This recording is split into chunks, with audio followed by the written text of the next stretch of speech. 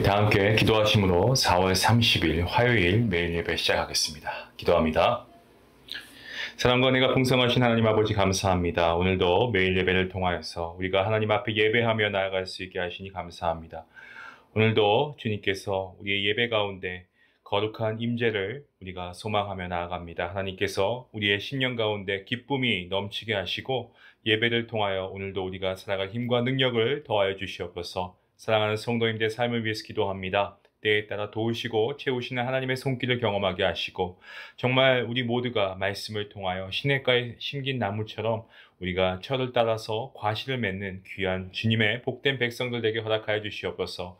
아버지, 오늘도 하나님 앞에 나아갑니다. 때로는 우리가 찢겨진 마음, 또 우리가 상처받은 마음으로 하나님께 나아갈 때에 하나님께서 어루만져 주시고 치유하시고 회복시키시는 그 놀라운 능력이 우리가 드리는 예배 가운데 넘쳐날 수 있도록 인도하여 주시옵소서. 오늘도 우리의 모든 것을 통하여 하나님께서 영광 받으시고 하나님이 임재하시는 거룩한 산 예배가 될 수 있기를 간절히 바라오며 이 모든 말씀 예수님의 이름으로 감사하며 기도하옵나이다. 아멘. 찬송가 322장 함께 하시겠습니다.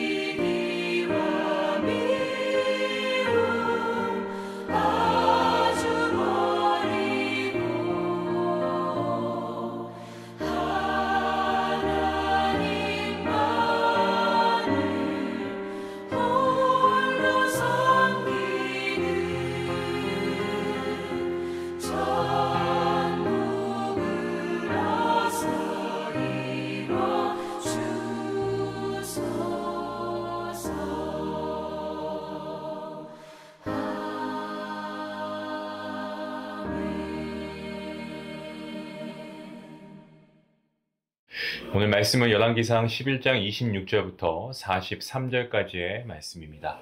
우리 함께 말씀을 읽도록 하겠습니다. 26절 말씀부터 함께 봅니다. 솔로몬의 신하 느밧의 아들 여로보암이 또한 손을 들어 왕을 대적하였으니 이는 에브라임 족속인 스레다 사람이요 그의 어머니의 이름은 스루아이니 과부더라.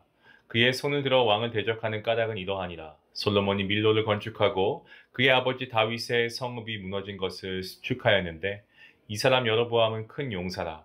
솔로몬이 이 청년의 부지런함을 보고 세워 요셉 족속의 일을 감독하게 하였더니 그 즈음에 여로보암이 예루살렘에서 나갈 때에 실로 사람 선지자 아히야가 길에서 그를 만나니 아히야가 새 의복을 입었고 그 두 사람만 들에 있었더라. 아히야가 자기가 입은 새 옷을 잡아 12조각으로 찢고 여로보암에게 이르되 너는 10조각을 가지라. 이스라엘의 하나님 여호와의 말씀이 내가 이 나라를 솔로몬의 손에서 찢어 빼앗아 10지파를 내게 주고 오직 내 종 다윗을 위하고 이스라엘 모든 지파 중에서 택한 성읍 예루살렘을 위하여 한 지파를 솔로몬에게 주리니 이는 그들이 나를 버리고 시돈 사람의 여신 아스타롯과 모압의 신 그모스와 암몬 자손의 신 밀곰을 경배하며 그의 아버지 다윗이 행함 같지 아니하여 내 길로 행하지 아니하며 나 보기에 정직한 일과 내 법도와 내 율례를 행하지 아니함이니라. 그러나 내가 택한 내 종 다윗이 내 명령과 내 법도를 지켰으므로 내가 그를 위하여 솔로몬의 생전에는 온 나라를 그의 손에서 빼앗지 아니하고 주관하게 하려니와 내가 그의 아들의 손에서 나라를 빼앗아 그 10지파를 내게 줄 것이요 그의 아들에게는 내가 한 지파를 주어서 내가 거기에 내 이름을 두고자 하여 택한 성읍 예루살렘에서 내 종 다윗이 항상 내 앞에 등불을 가지고 있게 하리라. 내가 너를 취하리니 너는 내 마음에 원하는 대로 다스려 이스라엘 위에 왕이 되되 내가 만일 내가 명령한 모든 일에 순종하고 내 길로 행하며 내 눈에 합당한 일을 하며 내 종 다윗이 행함같이 내 율례와 명령을 지키면 내가 너와 함께 있어 내가 다윗을 위하여 세운 것 같이 너를 위하여 견고한 집을 세우고 이스라엘을 내게 주리라. 내가 이로 말미암아 다윗의 자손을 괴롭게 할 것이나 영원히 하지는 아니하리라 하셨느니라 한지라. 이러므로 솔로몬이 여로보암을 죽이려 하매 여로보암이 일어나 애굽으로 도망하여 애굽 왕 시삭에게 이르게 되어 솔로몬이 죽기까지 애굽에 있으리라. 솔로몬의 남은 사적과 그의 행한 모든 일과 그의 지혜는 솔로몬의 실록에 기록되지 아니하였느냐? 솔로몬이 예루살렘에서 온 이스라엘을 다스린 날수가 40년이라. 솔로몬이 그의 조상들과 함께 잠에 그의 아버지 다윗의 성읍이 장사되고 그의 아들 르호보암이 대신하여 왕이 되니라. 아멘.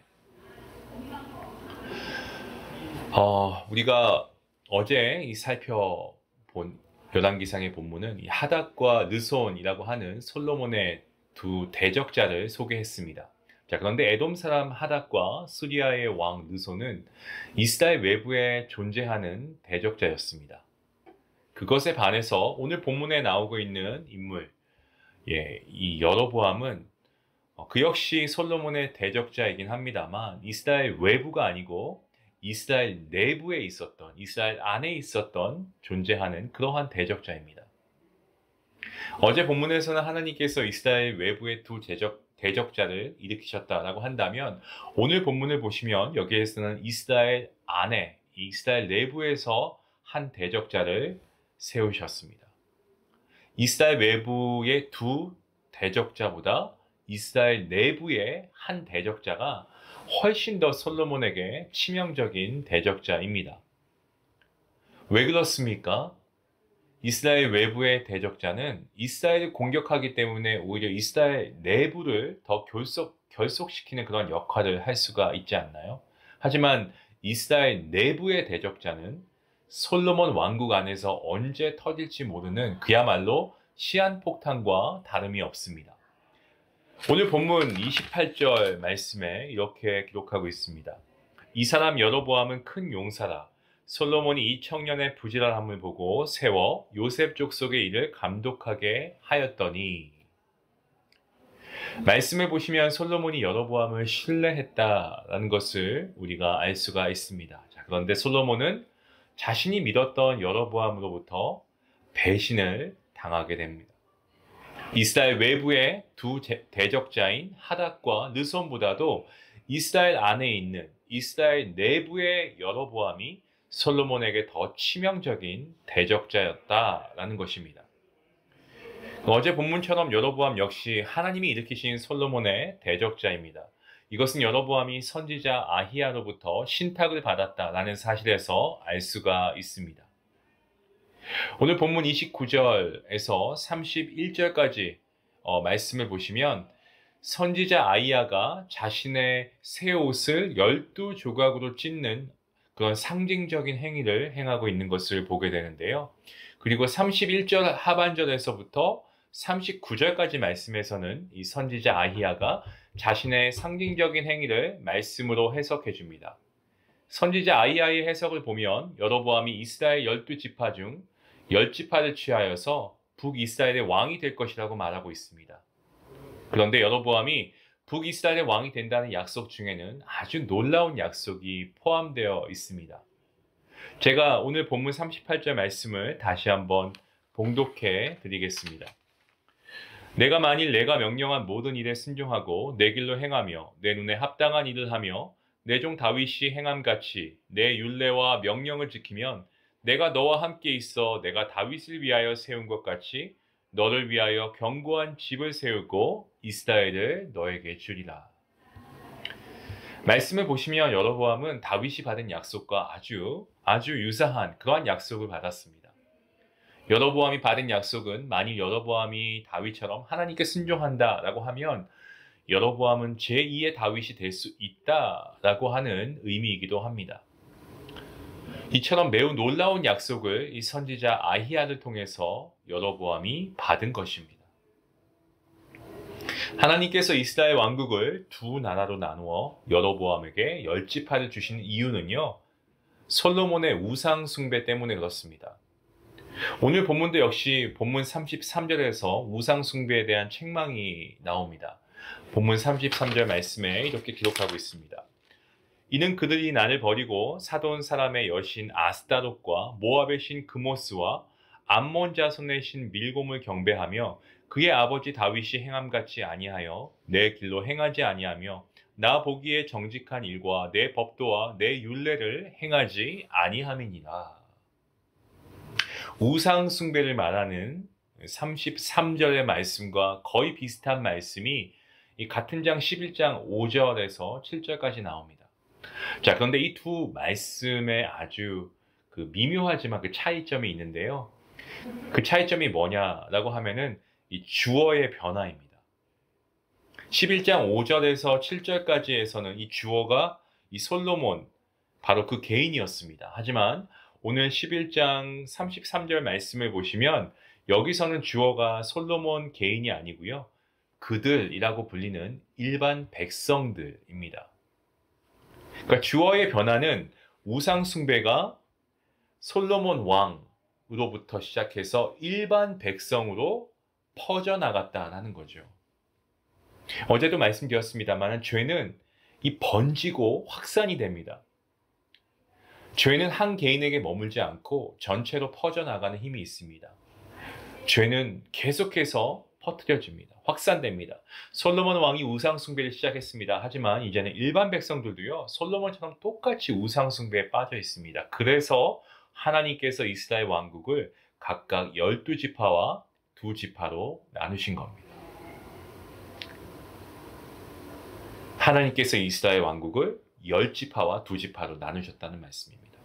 솔로몬은 이스라엘의 평안을 위해서 이방 나라의 여인들과 정략 결혼을 했습니다. 이 솔로몬은 정략 결혼이라는 어떤 외교적인 책략이죠. 이런 것을 통해서 이스라엘의 안전을 도모하긴 했습니다. 그런데 오히려 정략 결혼을 통해서 이방 신들이 들어오게 되었고, 그로 말미암아 솔로몬만 우상을 숭배한 것이 아니고요, 일반 백성들까지도 우상을 숭배했습니다. 그럴 것이 왕이 우상 숭배하는데 우리라고 못하나? 이런 생각이 들지 않았을까요? 솔로몬이 하나님을 사랑했을 때는요, 하나님을 중심으로 이스라엘을 다스렸습니다. 하나님의 율법을 중심으로 이스라엘의 모든 질서가 바로 잡혔습니다. 그런데 우상을 숭배하게 되면 이 모든 삶의 질서에 변화가 일어납니다. 하나님이 아니고 우상을 중심으로 이스라엘의 모든 삶의 질서가 무너지고, 그렇게 우상을 중심으로 한 질서가 재편성이 된 거죠. 이스라엘은 하나님의 율법이 아니라 우상이 말하는 삶의 가치를 쫓아가게 됩니다. 여기에 우상 숭배가 다른 죄보다 더 악한 이유가 있습니다. 여러분, 우상 숭배는 다른 죄악의 근본적인 뿌리입니다. 때문에 우상 숭배로 인해서 하나님의 제사장 나라였던 이스라엘은 어떻게 됩니까? 열방과 전혀 다를 바가 없는 그야말로 세상 나라로 변질되어 버렸습니다. 우상 숭배는 항상 우리 삶의 우선순위와 삶의 가치를 모두 다 뒤집어 버립니다. 우상 숭배는 우리들의 모든 관계를 다 파괴시켜 버립니다. 하나님을 중심으로 삼았던 삶의 모든 관계가 다 흐트러지고 무너지고 왜곡됩니다. 하나님과의 관계도 깨어지고, 가족과의 관계도 깨어지고, 이웃과 내 주변의 관계도 깨어지고, 우상을 기준으로 모든 관계가 재편성이 됩니다. 오늘날 하나님의 백성은 열왕기상에 나오는 이방신들을 더 이상 우상으로 섬기지 않습니다. 오늘날 우상 숭배는 과거의 종교적인 우상에서 비종교적인 우상으로 옮겨졌습니다. 오늘날 하나님의 백성은요, 구약 성경에 나오는 바알이나 아스타롯, 그모스, 밀곰과 같은 종교적인 우상을 섬기지 않습니다. 하지만 이 시대는요, 종교적인 우상 대신에 물질, 성공, 풍요, 성적 욕망, 정말 다양한 비종교적인 대상을 자신의 우상으로 숭배합니다. 그리고 이런 비종교적인 우상을 숭배하는 사람들은 겉으로 보기엔 비록 하나님을 믿는다고 해도요, 실제적인 그들 삶을 보면 삶의 모든 우선순위와 가치가 물질 중심이고, 성공 중심이고, 풍요 중심이고, 이런 것들로 재편성이 되는 겁니다. 그래서 겉과 속이 다른 그리스도인이 나타나기도 하죠.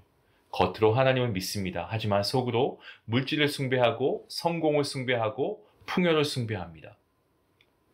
이처럼 오히려 구약 시대보다 훨씬 더 분별하기 어려운 우상 숭배에 빠져 있기 때문에 오늘날의 현실에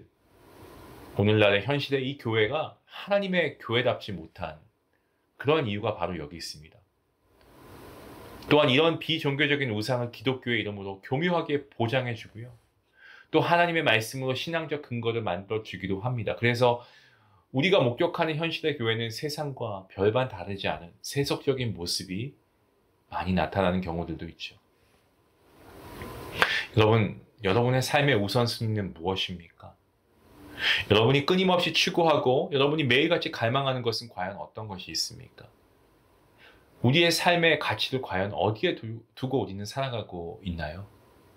비종교적인 우상입니까? 아니면 정말로 지금도 살아 역사하시는 우리 하나님이십니까?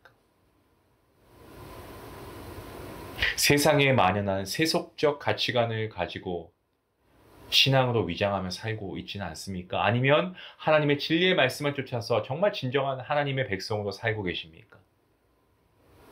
사랑하는 성도 여러분, 우리는 기독교 신앙과 결코 양립할 수 없는 우리 시대의 정말 비종교적인 우상들과 우리가 맞서 싸워야 할 시대를 살아가고 있습니다. 어느새 정말 우리도 모르는 사이에 우리 안에 들어와 있는 이 비종교적인 우상에서 돌아서야만 합니다. 그래야만 우리는 하나님의 천국 백성답게, 하나님의 구원받은 자녀답게 이 시대를 감당할 수 있습니다.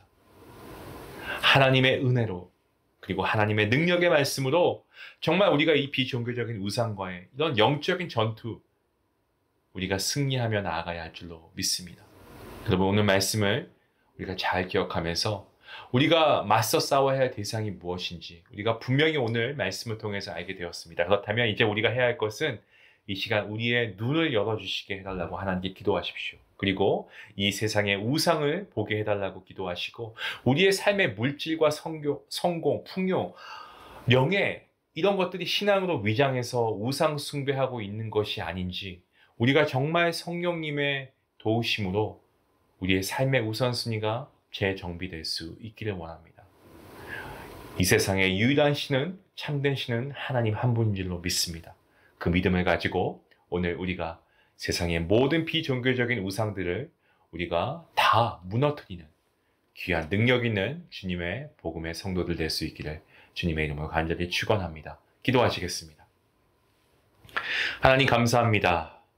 우리가 살아가는 이 세상 유혹과 시험이 난무한 세상이고 정말 잠깐도 우리의 믿음이 흔들리지 않을 때가 없는 정말 요동치는 파도와 같은 세상 가운데 살고 있습니다. 이 안에서 우리가 정말 하나님을 바라보지 않고 하나님을 의지하지 않으면 우리의 믿음도 흔들릴 수 있고 넘어질 수밖에 없음을 고백합니다. 하나님, 연약한 우리의 믿음과 연약한 우리의 모습을 주님께서 아시오니 주님, 오늘 말씀을 통하여서 우리가 다시 한번 우리의 신앙을 재점검하며 우리가 신앙이라는 그러한 울타리 안에서 정말 우리가 비종교적인 것들을 우리가 더 사모하며 살아가고 있는 것은 아닌지, 하나님, 이 세상의 가치관이 아니고 세속적인 가치관을 탈피하고 정말 하나님께 주시는 성경적 가치관을 가지고 우리가 하나님만을 의지하며 하나님의 역사하심을 기대하며 우리의 삶의 주관자이시고 온 세상의 통치자이신 하나님을 예배하는, 참된 하나님을 예배하는 거룩한 주님의 예배자가 될 수 있도록 인도하여 주시옵소서. 오늘 말씀을 통하여 다시금 우리가 하나님께 돌아가는 귀한 시간이 될 수 있게 하신 하나님의 은혜에 감사하며 이 모든 말씀 예수님의 이름으로 기도하옵나이다. 아멘. 오늘 말씀 생각하시면서 여러분이 지향하는 삶의 가치가 무엇인지 우리가 말씀 안에서 다시 한번 깨닫게 나가고, 좀 우리가 버릴 것은 버리고 잘라낼 것은 잘라내고 우리가 하나님 온전히 신뢰하면서 말씀을 쫓아 사는 진정한 하나님의 아들, 딸이 될 수 있기를 바랍니다. 우리 같이 함께 기도하시겠습니다.